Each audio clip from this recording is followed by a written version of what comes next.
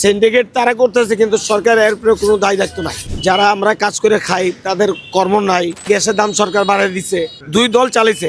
এখন আমরা নতুন ফেজ দেখতে চাই দেশে। সবাই খাইছে, আওয়ামী লীগ খাইছে, বিএনপিও খাইছে, কেউ বাকি নাই খাওয়া। আল্লাহর গজব পড়বে ইন্ডিয়ার উপরে। আল্লাহর সাজা সবচেয়ে বড় সাজা। সামনে তো নির্বাচন এবার হ্যাঁ ভোট আছে না ভোট আছে, আপনারা কোন ভোটের পক্ষে?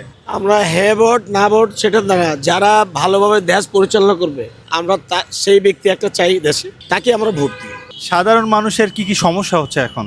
সাধারণ মানুষের সমস্যা আছে, বাজার হাট নাই, যারা আমরা কাজ করে খাই তাদের কর্ম নাই, টাকা রুজি নাই। আমার বাজার লাগে মনে করেন প্রতিদিন 1000 টাকা, আমি কাজ করি 4 থেকে 500 টাকা, কিভাবে চললো সংসার চলার কোনো যত্ন নাই। আগে যাও চলতো, ডাল ভাত খাওয়া বাঁচতাম, কিন্তু এখন বাঁচার কোনো নাই। তার মধ্যে গ্যাসের দাম সরকার বাড়িয়ে দিচ্ছে। সরকার সিন্ডিকেট তারা করতেছে, কিন্তু সরকার এর উপরে কোনো দায় দায়িত্ব নাই। বাজারে কোনো দায় দায়িত্ব নাই। এই যে গরু মাংস ছিল 600 টাকা, এখন খাই 780 টাকা, কোথেকে দিব গরু? মাসে 1 কেজি মাংস খেতে পারি না। বিচারিক প্রক্রিয়া সম্পর্কে আপনার কি মতামত? বিচারের প্রক্রিয়া মনে করে এখন আসছে, কিন্তু এরা বিচার করবে, করার পরে মনে করেন ছাড় দেয়। যে মানুষ অন্যায় করে ছেড়ে দেয় জামিন দিয়ে, পরে তো সে আবার অন্যায় করা আরম্ভ করে। এই বিষয়গুলো কিন্তু হ্যাঁ ভোট এবং না ভোটে আছে, বুঝছেন? এবার হ্যাঁ ভোটে যেমন এই যে এভাবে জামিন নিতে পারবে না, তারপর একটা গভর্নমেন্ট 2বারের বেশি নির্বাচন করতে পারবে না। মানে আমি ব্যক্তি পর্যায়ে আমি যদি নির্বাচন করে 2বারের বেশি আমি পারবো না।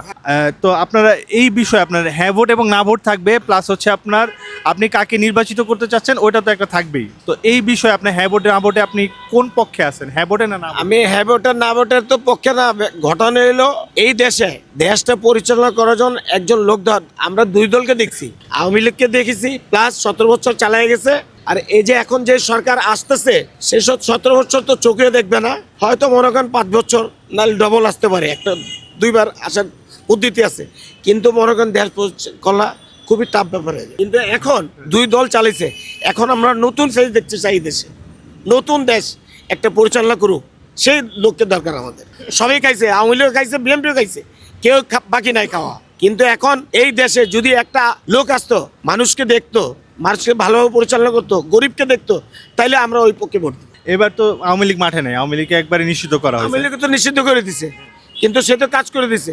যত লোক আওয়ামী লীগের লোক আছে, সেই লোক তো সম্পূর্ণ এখন ভোট দিবে জামায়াতে। ইন্ডিয়া যে আমাদের মুসলিমদের উপর যে অত্যাচার করতেছে, এই ব্যাপারে আপনার কি মতামত? এটা আল্লাহর গজব পড়বে ইন্ডিয়ার উপরে। আল্লাহর গজব মাস্ট বি। যারা মুসলমানকে কষ্ট দিচ্ছে তারা কষ্ট ভোগ করবে। এত বড় ফ্রাউন, এই দেখেন ট্রাম্প ভেনেজুয়েলার প্রেসিডেন্ট উঠাই নিচ্ছে জোর পড়বে, এটা কিন্তু ঠিক না। সে বলতেছে পুরো ওয়ার্ল্ডের লোক আমি যুদ্ধ করব। আরে আল্লাহর কাছে কোনো ব্যক্তি মাফ নাই। আল্লাহর সাজা সবচেয়ে বড় সাজা।